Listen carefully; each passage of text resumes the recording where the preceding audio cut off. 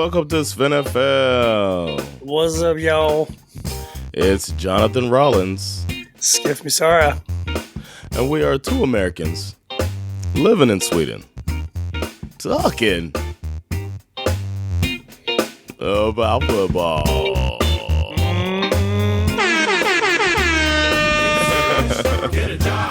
Yeah, man. It's that time, man. Week 8 is in the books, and we are now back at it, telling you what we thought about it. I'm in the States right now, and at my friend Bobby's house. SveNFL going intercontinental again? Yeah, man, doing our thing.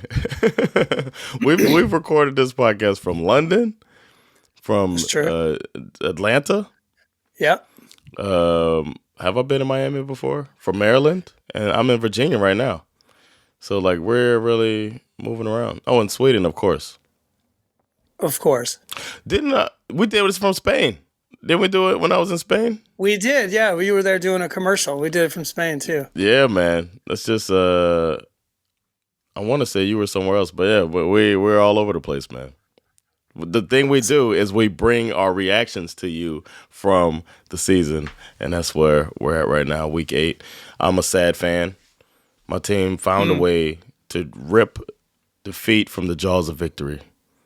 It's the bad. I call it like bad team syndrome. Right. Like when you just find a way to lose, and it's just like, oh man. But we'll get into all of that, man. Yeah. It was a crazy weekend. To be fair. A lot of weird, unexpected results. We didn't bet this week, but it's a good thing that we didn't. Yes. Because we would have lost money. Because all the things that I wanted to bet on, most of them turned out to be false. Yeah. Which actually brings us to the Thursday night game. The Rams beating the Vikings 30-20. I mean, putting up 20 on the Vikings. Puka fucking Nakua just comes off IR. They told us he was still hurt. They told us he would probably not play. And this dude comes out and makes 7 catches for 106 yards. Cooper Kupp, out here dealing with trade rumors throughout the week, also returned and had a solid game, 51 yards and a touchdown. Yep. And the Rams defense, which has not been great this year, due in most part to injury, looked very good in this game. They couldn't stop Justin Jefferson, who had 115 yards, but not many people can. But they did snuff out the run. And this rookie edge rusher, Jared Verse, man, he came up with some big-time sacks when they needed it most. He was kind of the difference in the game in the fourth quarter, I think. Yeah. Stafford was amazing. He's been balling, man. I haven't been more impressed with him than I have this season, where he's just tough and like just making it happen, man. Shout out to him. He did throw a pick, but he also threw 4 touchdowns. None of them better than the one where he rolled out of that sack and delivered that dart to Cooper Kupp. I think that was to tie the game up. He was balling, but honestly, this game, you got to talk about this missed face mask penalty and that happened at the end, which was a little crazy. It's like, come on, yeah. For any of you who didn't, how they get away with it? It's like it's just like, well, sorry guys. So the Vikings are trying to mount their game-tying drive. It's late in the game. You watch the replay, the ref is even in the shot. But after the game, he claims that he said it was a shirt, right? He just didn't see it. I mean, it's a really bad look. It's not the reason why the Vikings lost this game. No, but still. They got outplayed 100%.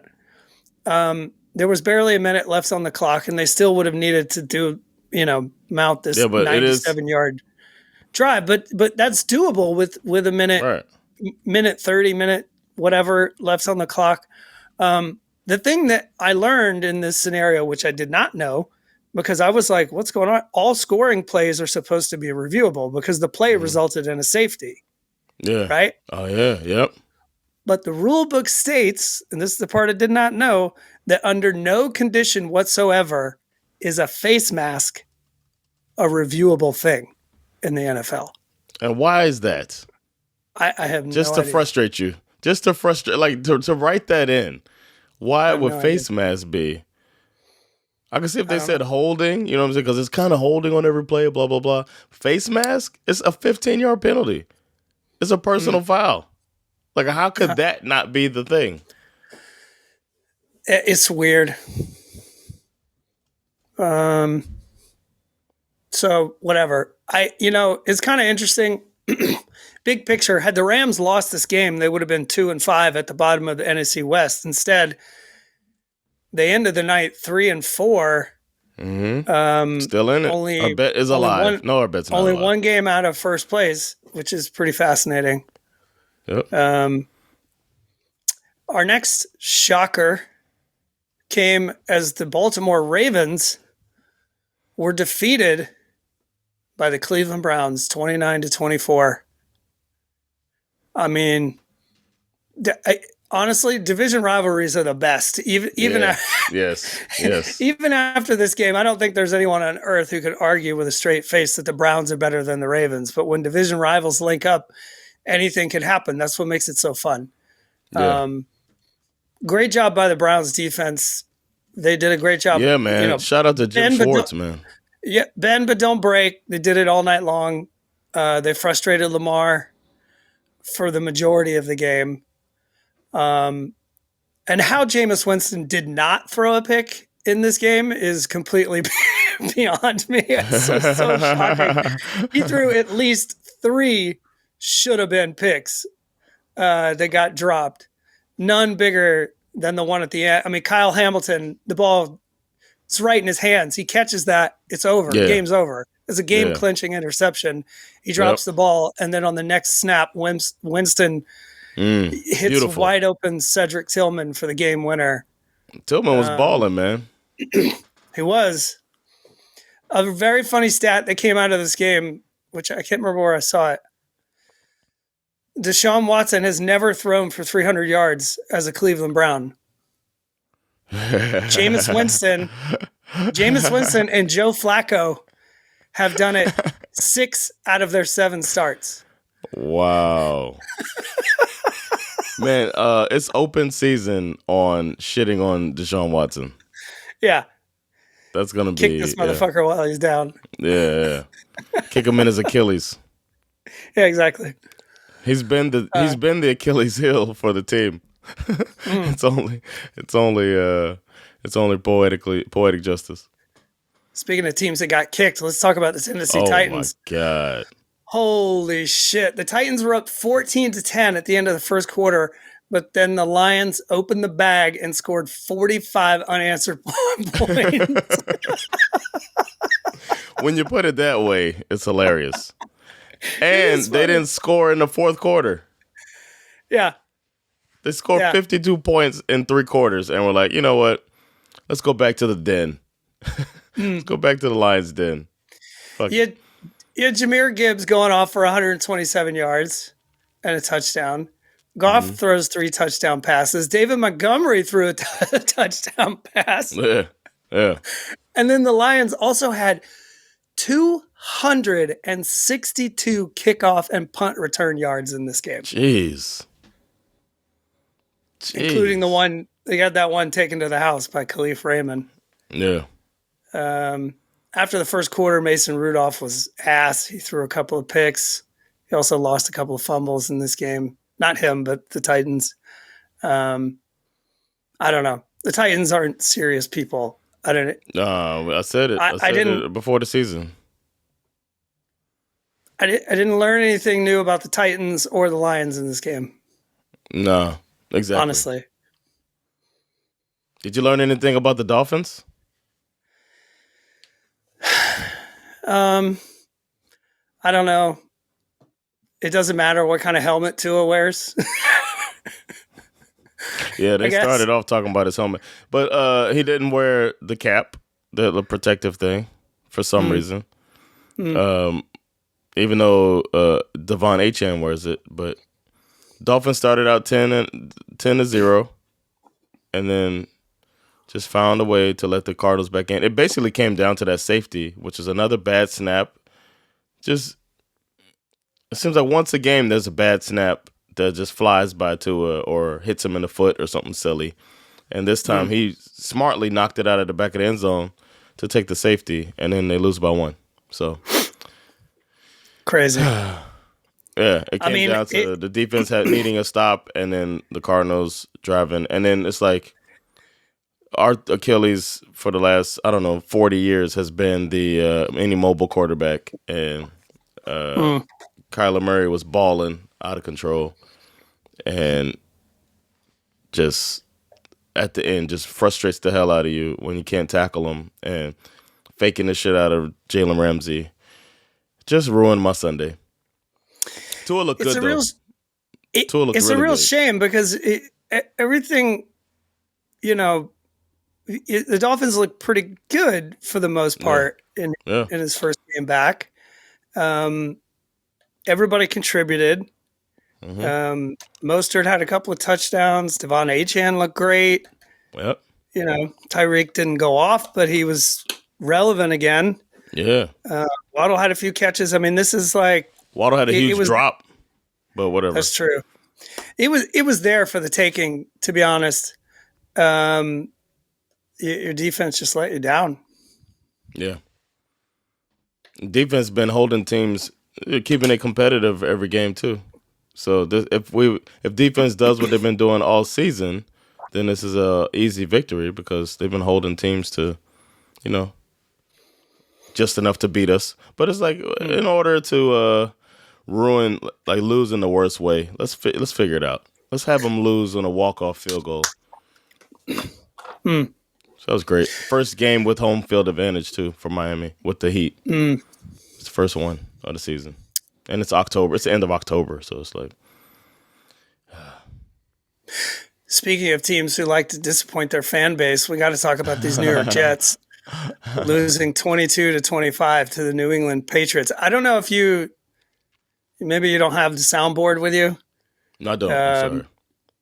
But if you did, I would be asking you to hit the siren because these Jets are in full-on panic mode. Yeah. I mean, you go out and make all these moves. You fire your coach. Yep. You set things up. You're supposed to destroy a team as bad as the 2024 Patriots. Instead, the Jets are forced to stare down the barrel of the problems that they continue to ignore, like all the penalties that are killing their drives. 8 in this game. They wasted all 3 timeouts in the first quarter of this game. In the first half. They got to delay a game on a 2-point conversion try.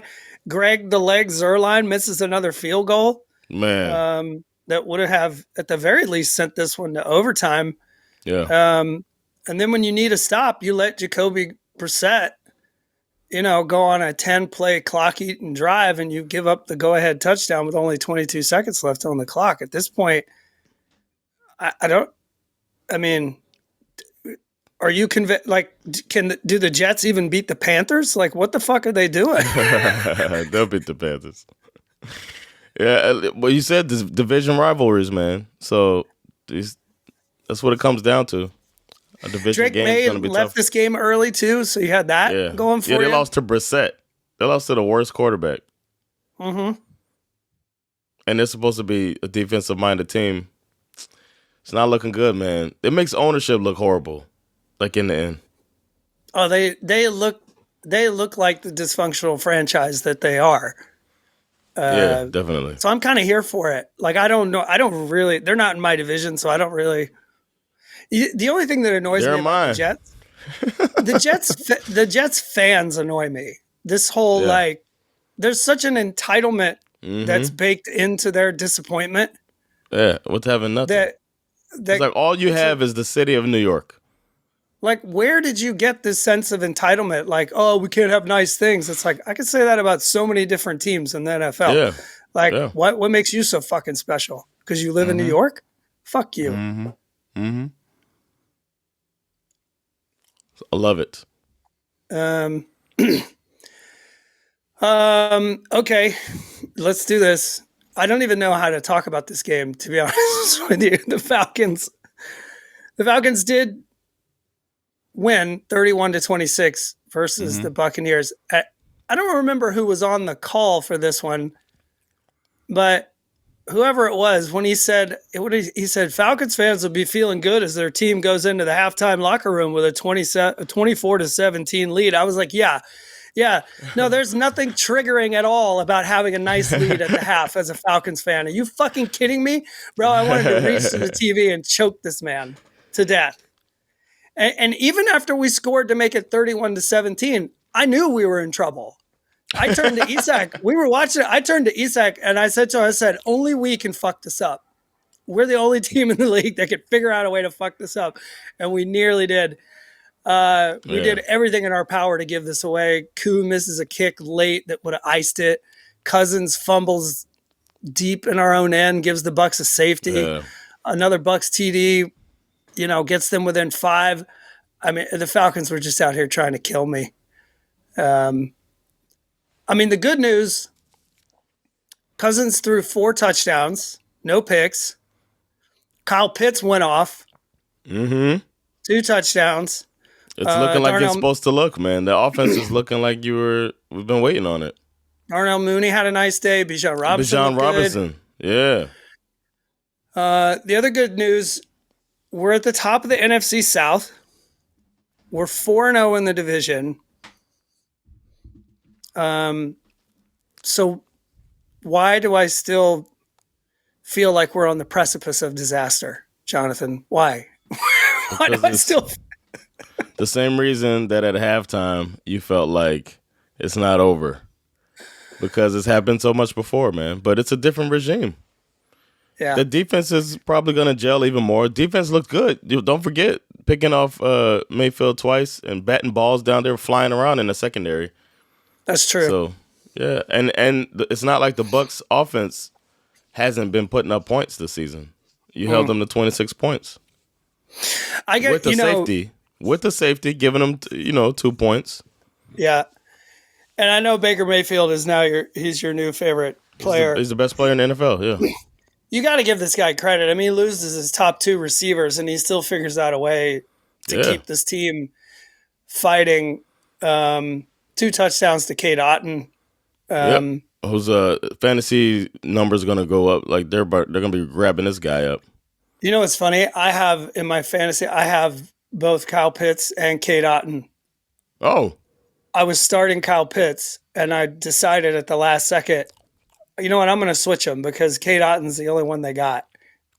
And then, the first touchdown of the game was Kyle Pitts. I was like, fuck, I made a mistake. But then it all worked out. They basically got the same amount of points. But whatever, we got the dub. We beat them twice. We don't have to play them anymore. And they're easily the best team in the division. So it's, I don't know. Maybe I shouldn't be so worried. It's looking pretty good for the Falcons at the moment.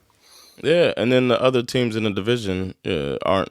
You gotten past the toughest one. The Saints are in shambles, and the Panthers are the worst team in the league. So I want to play the Saints again right now.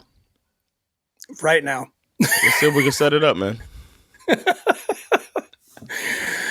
How do you feel about the Jaguars, man? You had some reservations about this game, thinking that the Jaguars could possibly pull it out, and they almost did. They almost did. But just a few weeks after former Jaguars kicker Brandon McManus signed with the Packers, he comes out and splits the uprights late to defeat his old team.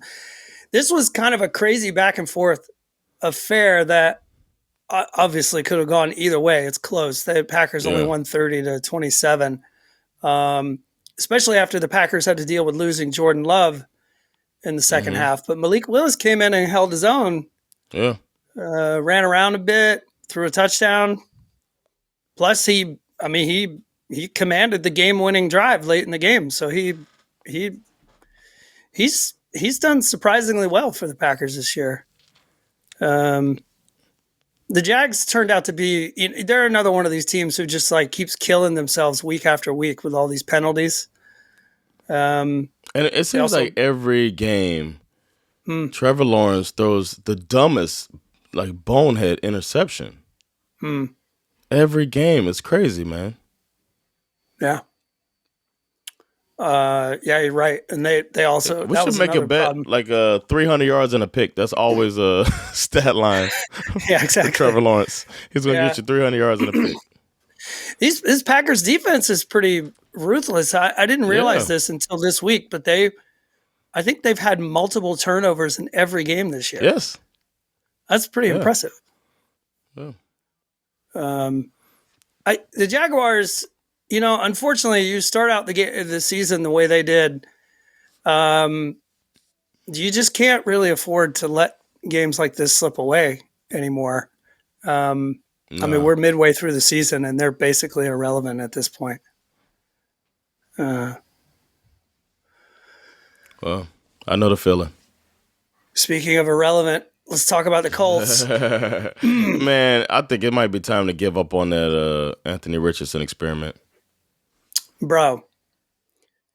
Okay. 10 for 32, bro. 20-something%. Okay, let's 10 for 32, 175 yards and a touchdown and a pick. He also pulled himself out of the game at one point because he was tired. His head, right? He was tired. Was it fatigue? He was tired.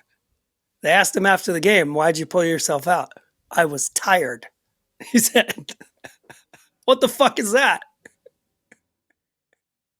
I've never heard. I didn't know that. It wasn't a head injury. The tapping his helmet means like I need to come out. That's what that is. But he wasn't injured.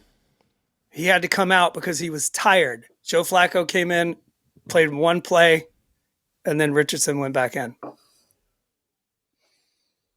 Man, good thing he didn't have to play tired. You want to hear something crazy? I just heard this morning. This is from, what's his name? Austin Gale at The Ringer.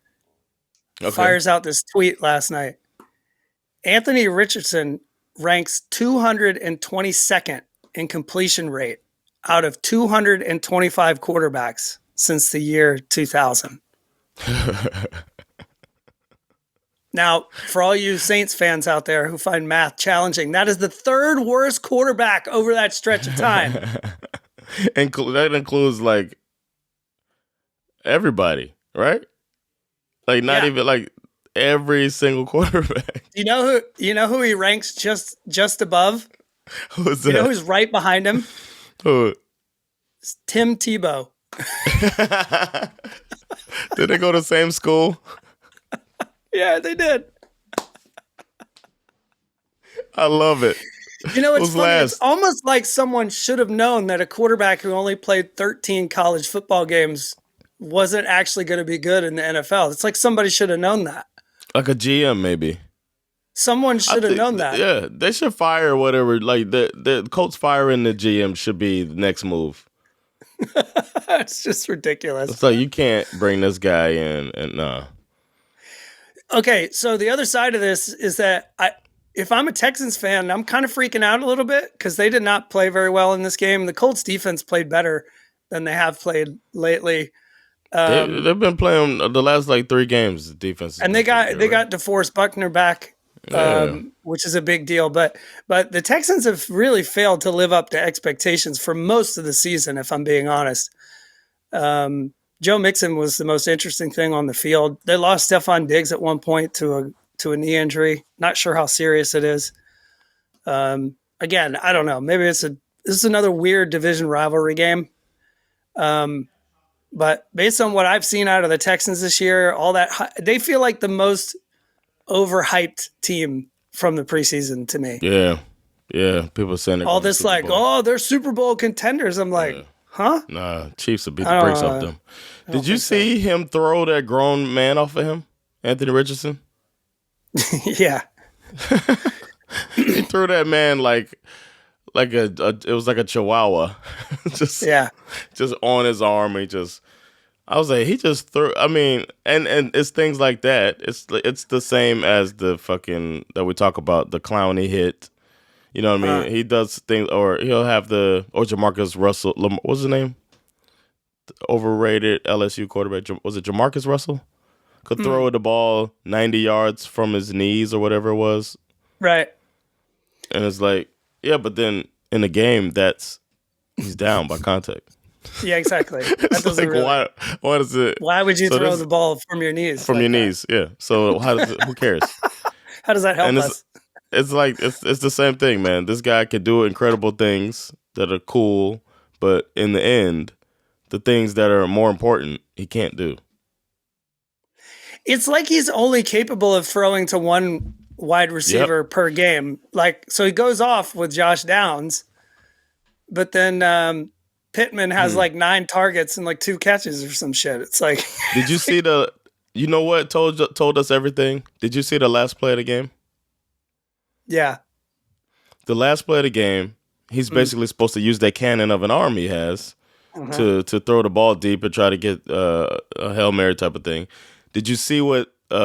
If you notice, the Texans rushed only from the strong side, from the right side. And they only rushed 3, I think. And they only rushed from his right, Richardson's right. They rushed 0 from the center on Mm, to the left tackle, and made him roll left because of that. mm, So they hmm. rushed from his right because they knew that he couldn't roll left and launch the ball, and then he got sacked. Yeah. It's like That's how how easy it is. that's how easy it is. I was like, what are they doing? Why are they? Oh, and then he's sacked. Oh, they know he can't throw the ball rolling to his left. He can't throw it deep. Like, why do you have this? I don't get it. So dumb. Yeah. Uh, uh, you had hope for your daughter's Bengals, Mm. but it's kind of over, right? Yeah, I would say another team No, that's it's not over. been. I think this team is also too overhyped. Um, I mean, we got to talk about the Bengals, especially after getting boat raced by the Eagles 37-17. I feel like we can honestly stick a fork in the Bengals. I do think it's over for Okay. this season. They got totally outclassed in this game. Um, the Bengals defense, which used to be really good, I mean, they ain't shit. Yeah.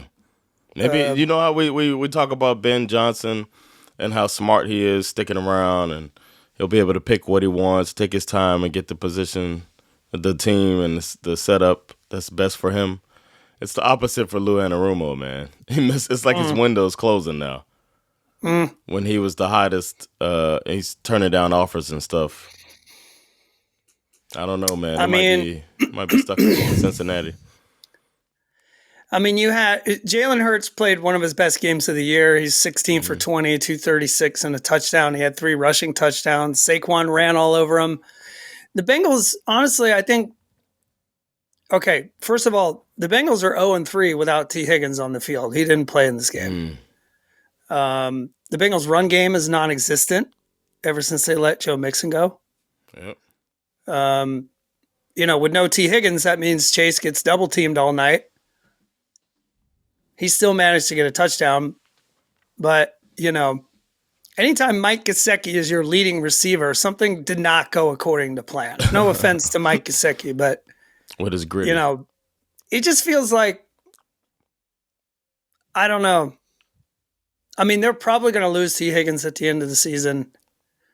All that contract stuff. He's probably not going to be there. Um, I don't know. I don't know what they got to do. I definitely I hate to say this, but you don't care.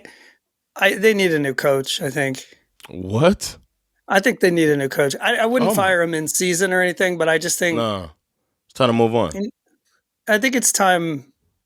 I mean, Joe Burrow is still very good. Jamar Chase is still very good. Man, they need a running back like nobody's. But they are one of the teams, kind of like the Cowboys, who just flat out disrespected the running Yep. back position. They Yep. looked at it like doesn't matter. Yep. Zach Moss is basically Joe Mixon. Is he? Because he doesn't look like it. No. And we saw Mixon balling over there for the Texans. Totally. Your New Orleans Saints. They played the Chargers and got the brakes beat off of them, 26-8. In an effort to prove the theory that 3 quarterbacks is better than 1, the New Orleans Saints scored exactly 8 points. 2 field goals and a safety. That's it. Damn. Chargers struggled to score in this game too for a long time. They were they were up 9-5 at the half, which sounds more like a baseball score, honestly. But then my man, former Bulldog Ladd McConkey, went off in the second half for the Chargers. 6 targets, 6 catches, 111 yards, 2 touchdowns. And that first one, that 60-yarder, it was all yak. My man catches it, and he's just like carving through the Saints D like a warm knife through butter. I loved it. It was beautiful. Yeah. Saints started Spencer Rattler again, but benched him in the second half for third stringer Jake Hayner. I'm not going to lie, I couldn't tell the difference between the two. It's basically the same thing. I don't. I don't. The Saints are so weird. Has there ever been a team to start off the first 2 weeks of the season putting up like all that, those points and then just completely fall off a cliff? Yeah, but David Carr is gone, man. I get that, but still, it's like, I don't know. You know what? They've dealt with a lot of injuries in the defense too, so I guess it makes sense. But it's just like, it's just such a big contrast. I mean, they fucking put up 50 points 2 weeks in a row, and at the end of last season, didn't it go back to like 5 games total that they were putting up so many points? That's true. They did it to the Falcons in the last game of the season too. Yeah, they were talking about that. How I think they did something similar to the Cowboys last year too. But I mean, credit to the Chargers defense too, because they really. Alvin Kamara is still, even though it's a bad football team, Alvin Kamara is one of those guys who can hurt you at any moment. And they did a pretty good job of taking care of him while they managed to get their shit together. This just by and large was kind of a gross football game. Didn't look very interesting at all until the second half. Harbaugh, he'll do that, man. Just muck it up. And the Saints are like that too. They're a muck it up type of team too. So the two of them getting together made sense. But you were talking about teams getting it together. The Bills got it together and shined all over the Seattle Seahawks, 31-10. Yeah, Josh Allen threw his first interception of the season, which was kind of a surprise to me. I didn't realize he hadn't thrown one he yet. had like fumbles or something. They had no picks, though. But it didn't matter because the Seahawks offense with no DK Metcalf was no match for the Buffalo Bills defense. K9, Kenneth Walker, 9 carries. 12 yards. Geno led the team in rushing with a whopping 16 yards. Yeah, the Bills D came to play. I thought it was really meaningful that, I don't know what happened. What did something happen to Amari Cooper? I didn't see what happened. He only had 1 catch for 3 yards. Not as far as I know. But Khalil Shakir and Keon Coleman stepped up. Coleman had a sick one-handed contested touchdown catch. And of course, my man, former Bulldog James Cook, was hitting those holes like they owed him some money. 17 carries for 111 yards and 2 touchdowns. He looked good, man. Without the run, Geno just didn't look right the whole game. No. The weather sucked too. So it didn't help. Yeah, because Allen had a fumble too. The ball just slipped out of his hand while he was scrambling. He had a crazy fumble. It just slipped out of his hand. It hits the ground, and then he kicks it 10 yards forward, and the Bills player falls on it for a first down. I was like, man, that's when I realized the weather. I was like, oh shit, this is nasty out there. But it was never in doubt. It was never in doubt this game. Just like Buffalo just beat the brakes off of them. And they look like the best team in the AFC. Oh, okay. You don't think so? I mean, I like the way these two quarterbacks going at it. I like the two gunslingers like that. They were really going after it, but I don't know. The Bills look scary. No? Yeah, I think they look scary, but I'm not sure I would call. We'll get into best AFC teams at some point, but we got to move on and talk about this Bears Commanders game. The Commanders win this game 18-15. Okay, so for those of you who did not see this, just skip to the end because this shit is crazy. I had the luxury of watching this with the Washington fan too. That's really fun. Yeah. That's super and I'm fun. not a hater guest. You know, sometimes people are hater guests. Yeah. Come over and root for it. No, Yeah, I want people to be happy. Even though my team lost, I still want people to have a good time. And yeah. I was glad for him. So this was a terrible offensive performance by both teams for the majority of the game. But like I said, it's all about the ending. The Bears had not led the entire game, but they put together a drive late to score the go-ahead touchdown, leaving only 27 seconds left on the clock. Game over, right? Wrong! In this number 1 overall pick versus number 2 overall pick, it was Jaden Daniels who walked away with all the shine. He gets him to midfield. There's only 2 seconds left on the clock. Daniels scrambles around before throwing a Hail Mary. A mass of players go up to get it. Bears DB Tyreek Stevenson, who I'll get to in a minute, tips it. The ball floats behind this mass of humanity right into the hands of Noah Brown, who's just chilling the back of the end zone. Ordering a hot dog. That man just wanted his hot dog. He didn't even seem that excited. I was like, why is he so... I'd be losing my mind if I had caught that pass. Yeah. It would have been like, is that urine running down his leg? I mean, the building went bananas. The scene was fantastic. Dan Quinn was like ripping his fucking headset off, running around looking for somebody to hug. It was unfrickin' believable. But have you seen this clip that's going around of Tyreek Stevenson? No. Oh my God. What happened? Okay. Tyreek Stevenson is the DB for the Chicago Bears. Okay. Mm-hmm. He's on the field for the final play of the game. Yeah. He's not even facing the play as the ball gets snapped because he's lifting his arms and talking shit to the Commanders fans. Oh. Okay. Some of the Bears fans start telling him like, yo, they're pointing like, hey, the play has started. He turns around and then the ball goes up in the air. He runs over to the pile. From talking shit. From talking shit. It's his hand that the ball tips off of before it falls for the game-winning touchdown. Man. Google this. You can see the video on YouTube. It's all over social media.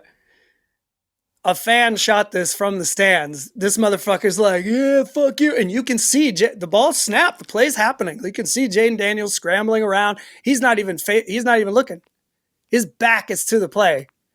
And then he turns around, runs over, tips the ball into Noah Brown's hands. Game-winning touchdown. And sliding doors, if he knocks it down after talking shit, runs over, bats the ball down to end the game. He's that's him dope at too. that point. Yeah. But now he's not him. No, he's not. You are not him. No. Even though him making it to the ball, I mean, that's where you can, but then it's still karma. You know what I'm saying? Like the fact that he did that, got over there, it's a cool play, but then the result of it is the karma part. He's already apologized for it. He knows that he fucked up. I mean, yeah. I don't even think he fucked up. Whatever. Bro, watch the clip. I'm gonna say he's talking shit. His back's to the play. That's bad. Yeah, back to the play while the play's going on is bad. It might be the most embarrassing play I've ever seen in football history. Ever. Yeah, that's the karma part. Yeah, I love it. It was a Speaking of fantastic moment, man. speaking of embarrassing, we have to talk about the Carolina Panthers. Do we? Do Um, we? We make the I rules here, don't want Skip. to, but we do. I mean, we can make it quick. To be honest with you, Yeah, Broncos 28-14. Bo Nix had a lovely day against a terrible football team, going 28 for yeah. 37, 284 yards, 3 touchdowns. He also had a rushing TD. Bryce Young threw multiple picks in his return to action, thanks to the fact that Andy Dalton injured his thumb in a car accident this week. Um, Damn. Did they check the other car? I, Was the Chargers doctor driving? my first thought was that it was David Tepper. David Tepper was driving. I was just thinking about how Chargers doctor changed the history of the Chargers That's true. He did. by That's true. stabbing Tyrod Taylor through the lungs. That would be such a weird irony if he was in that car crash. If he was- I honestly, I don't even know what to say. The Broncos have proven that they can beat bad football teams, which is Yeah. not saying nothing, right? Yeah. That's not saying nothing. Ask the Jets. They wish they could beat bad football teams. Good point. And the Panthers, well, they're just a car crash in general for the most part. Yeah, So, that's true. Yeah. All right, then the Chiefs Raiders hung in there, man. yeah. I mean, the Chiefs continue to make it look difficult, but they do keep stacking wins. Still the only undefeated team in the league. DeAndre Hopkins only had. We didn't even talk about that. DeAndre Hopkins got traded to the Chiefs this past week. Yeah. We could have done an emergency pod, but you were en route, so I was like, it's DeAndre Hopkins. We'll wait and see. And 29 yards on 3 catches. I'm not doing an emergency pod for that. Kelsey had his best day of the year, 90 yards and a touchdown. Raiders D made it look difficult, and frankly, they looked like they were literally trying to injure Mahomes for the majority of the game. Man, they were going at that man's legs in the pocket so much, man. This division rivalry is a lot nastier than some people realize. Yep, there was the guy doing an impression of him and all of that shit, talking shit. Yeah. Raiders fought hard, hung in there. Minshew threw a couple of touchdowns. Jacoby Myers looks pretty good. He's effectively their number 1 wide receiver now that Devontae Adams is gone. My man, former Bulldog Brock Bowers. Best in the league. Leads the league in tight ends for tight ends. It was National Tight End Day, by the way. It was. And they showed out. I got something to say about that later. But ultimately, the Raiders just can't run the ball. Another team that just said, you know what, Josh Jacobs, we have Alexander Madison. And Alexander Madison on 14 carries, 15 yards. It's pathetic. Yes. I mean, Josh Jacobs used to give this team a chance to win every week. Yep, every week. Yep. Even though they weren't that good. So I think we're going to see teams address the running back position in a slightly different manner in the offseason. Yeah. And some teams have running back whisperers as their coach, such as the San Francisco 49ers. They do. If I hadn't heard of Isaac Guerendo. No. Again, if you had the soundboard, I'd tell you to hit the siren because America's team is turning into Venezuela. Apologies to Venezuela. Oh, man. Wow. I mean, the Cowboys went up against a one-legged 49ers team with all those got injuries. peed on. and they still walk away with the L. CeeDee Lamb, 146 yards, 2 touchdowns. But stop me if you heard this one before. The Cowboys still can't run the goddamn football. Zeke, 10 carries for 34 yards. They activated Dalvin Cook. That might help them later. 6 carries for 12 yards. Yeah. Dak's 2 picks obviously didn't help. Purdy looked good. Purdy was solid. Played a good game. Um, and then, of course, the creator of National Tight Ends Day, George Kittle, went off for 128 yards and a touchdown. Yeah. Um, I, I mean, what do you say about the Cowboys at this point? Honestly, I don't know, man. I don't feel bad for them. oh, I don't feel bad for them either. It's But just, I think they need to. It's going to be hard because they're in their owner is their GM, and that is the ultimate problem. I think you're right. I think he's a real problem, and he's really making himself look stupid. Like every week, Yeah. week after week, he says something crazy. It's just like someone needs to. What we talked about it a few weeks ago. They just need to build a fake GM room for him. A podcast studio. Yeah, where it's just like Truman Show. Like he just thinks he's running the team, but he's not. That'd be fantastic. Yeah, and then we'll broadcast it. It'll be on TV. It'll be fantastic. This is a massive win for the 49ers who head into their bye looking to get healthy. Had they lost this game, they would have been in last place in the NFC West. Instead, they're now tied for first with the Cardinals and the Seahawks. What a crazy division this is right now. Yeah. Yeah, man. And the Rams are right there, man. Yeah. Yeah, it's crazy. We Yeah, well, you might have noticed that it's early, that we're releasing this episode early. That's because our schedules made it to where we needed to do the Sunday games first. So we're going to do the Monday game when we do our predictions episode. We'll recap the Monday game, which is the Steelers versus the Giants. And yeah, we're early this week because of our schedules. I don't know what else to say. We had to recap these games in good time. to. And now we got to do our superlatives, man. Real MVP. My real MVP is, I was gonna say Puka Nacua, just as a shout out, welcome back, and that led me down the path of Puka Nacua. I'm so glad for him, but I'm gonna make it Sean McVay because he is making lemonade with the lemons he's been dealt this season so far. And the way the season's been going, them being 3-4 is such a surprise. But he's got his quarterback balling out of control, who could also be MVP. Matthew Stafford, 279 yards, 4 touchdowns, 1 pick, but throwing at 25 for 34. He's got the running game going with Kyron Williams coming out of nowhere, being one of the top running backs in the league. And then he's been doing it with nobody and decided to rest these guys, Cooper Kupp and Puka Nacua, just because he knew they could pull it off Sunday and then come back Thursday and run it back. And that's what they did with Puka Nacua, Cooper Kupp against this Vikings defense that's a vaunted defense, one of the top of the league, still putting up 30 points on them. Shout out to Sean McVay putting it together like that. That's a great point. Of all the teams that started out this year in a bit of a hole, yeah, Sean McVay is the one I have the most faith in. Yeah. To climb their way out of it. I'm out on the Bengals. I'm out on Dolphins. Yeah, out on the Jets. I mean, it's so many teams. Yep. But Sean McVay, I just feel like you can never really count him out.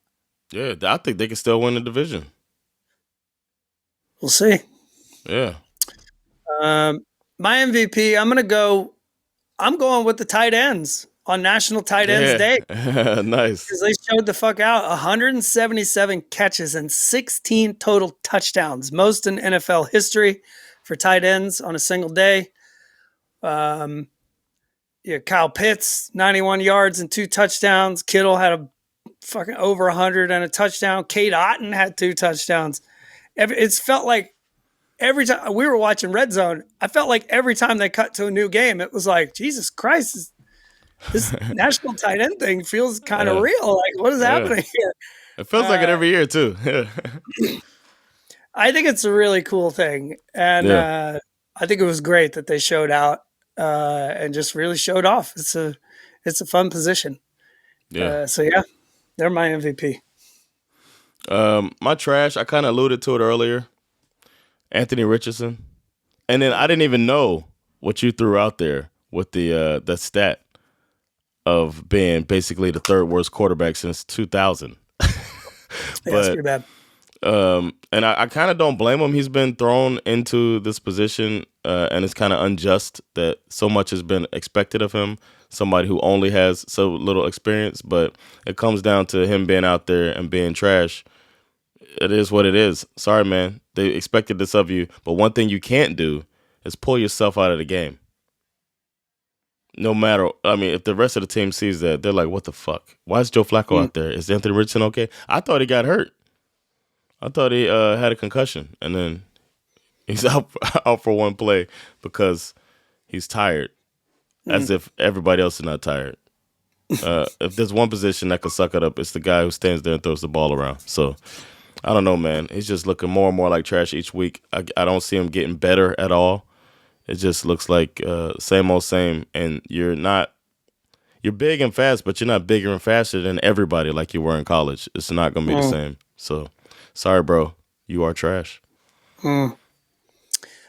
For me, my trash this week is the NFL video review process. Man. I mean, to miss a face mask penalty like that, it's such a solvable problem. I've said it before, I'll say it again. Employ and empower an eye in the sky video review judge who can radio down and just get this shit right. It's 2024. You have the technology. Every other major sports league is already doing this and making their game better because of it. You got to get your shit together and fix the fixable problems. Also, you know, the one angle of this play that I haven't seen a lot of people talking about is the wider all 22 angle. You see the two referees in the back of the end zone who somehow don't see it. And then you have the other guy over by the goal line who's standing 5 feet away from Aaron Jones. And at the moment of the face mask, Aaron Jones looks at the play, lifts his arms, and then turns to the referee who's standing right next to him and presumably says, "How the fuck did you not see that?" Yeah. It's like, if he can see it, that's how I saw it. That's how I knew. Yeah. I was like, this is so weird. I just think it's stupid. They're gonna, whatever. You could argue, oh, it doesn't happen very often, but it's like, just fucking fix it. Fix the problems you can fix. It's gonna take them until the off season. They're gonna have to change the rule and all that stuff. It's not gonna be a quick fix, but I predict that they will fix it in the off season. But yeah. Yeah, it's ridiculous. My friends and I we were all talking about this, basically this what you're talking about with the referees and mistakes and how they never take accountability. Like they're just not like, I guess sometimes they'll say that was incorrect. You know what I mean? But there's no money coming out or anything. But they need to be the step they need to take this offseason is employing all refs and putting them through camps and shit like that in the offseason, and making sure that they get it as right as possible. And eye in the sky is a thing, like you said, too. It's so easy. Yeah. You alluded to my shit got learned.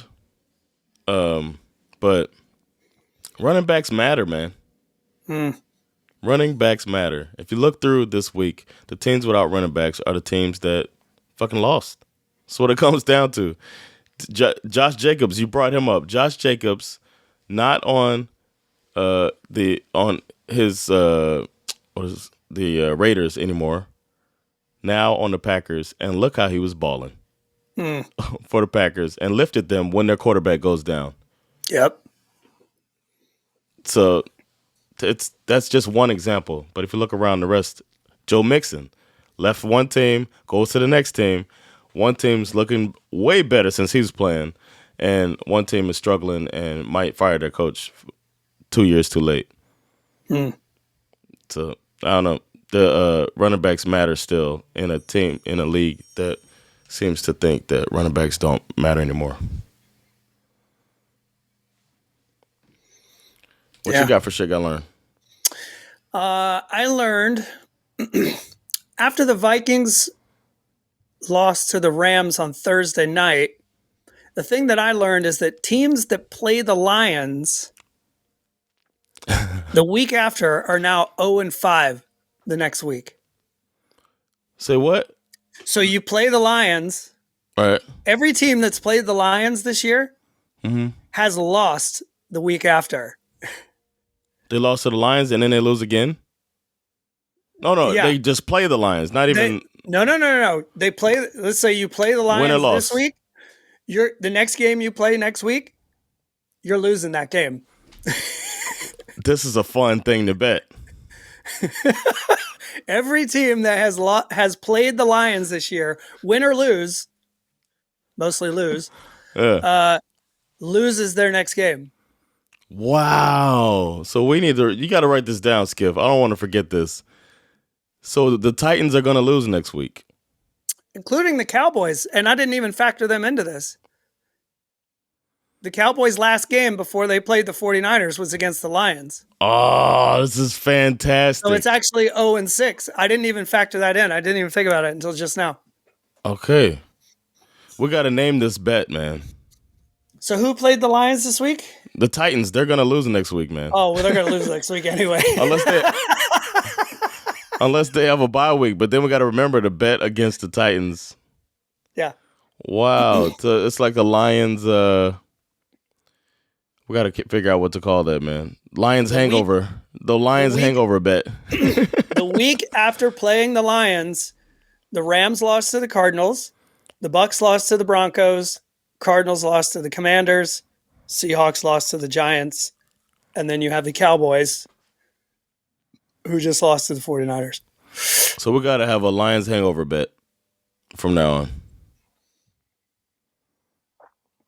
Okay. That's great, man. I'm putting some Speck on probably who you're putting Speck on. Jameis Winston. Put some Speck on that man's name. I know he sucks W's. I know he's annoyingly Christian and positive and all of that stuff, but the man is a more serious person than Deshaun Watson. He's a more serious quarterback than DTR. And they gave him a shot, and every time he gets a shot, he proves that he's a middling quarterback in the league. He's going to throw some picks. He's going to frustrate you that way, but he's going to be a steady quarterback and way better than Deshaun Watson. So he made it to where we could actually root for Nick Chubb's team for once when we get this guy out of the way. So put some respect on Jameis Winston's name. Who you putting Speck on? You're right. We do have the same guy. He throws for 334 yards, 0 picks, 3 touchdowns, pulls off the most surprising victory of the week. Jameis Winston came out and reminded folks that there are still W's out here that need to be sucked on. It wasn't pretty, and I fully expect this man to turn into a pumpkin, same color as his Browns helmet at some point. But in week 8, Jameis calm, played the game that came to him, led the game-winning touchdown drive against what I consider to be one of the best teams in the NFL. I haven't seen it, but I read about his post-game interview. Sounds hilarious. He tried to be all rah-rah football guy, and he was like, you got to play for the name on the back of your jersey and the logo on your helmet. Oh wait, that's right. The Browns don't have a logo on their helmet. I think he's such a character. I think he's hilarious. I think it's funny. And I agree with you. I think it's great that he's made it so that you can watch the Browns without feeling that ick. Yeah. Which is all I really wanted for Nick Chubb, to be honest. And it was also, for me, personally, a reminder that the Miami Hurricanes beat the Florida State Seminoles on Saturday, beat the brakes off them. So, yeah, that was always good to see that, to see him and remember that FSU exists. And because they exist, they played Miami on Saturday. And because they played Miami, they got that ass whooped. So, yep, that's always good. That is good. You know what? I might add to the soundboard. I might add the Soldier Boy. You every time I talk about the you.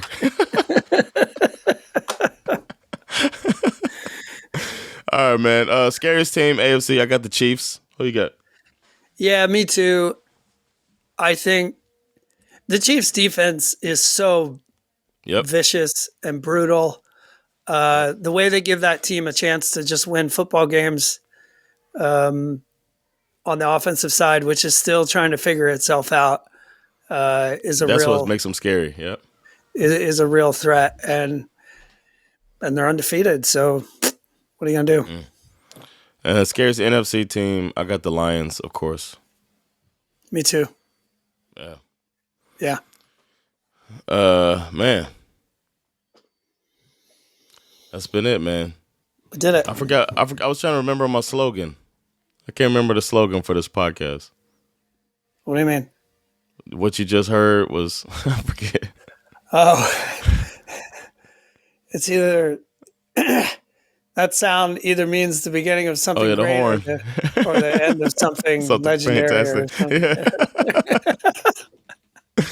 I can't remember, man. But the horn is playing now.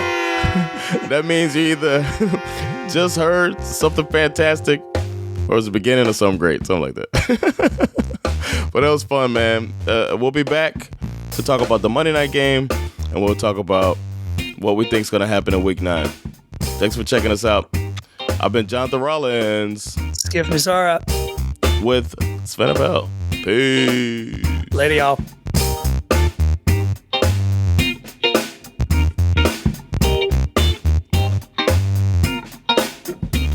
Get serious, get a job. You better get yourself a job. Get serious.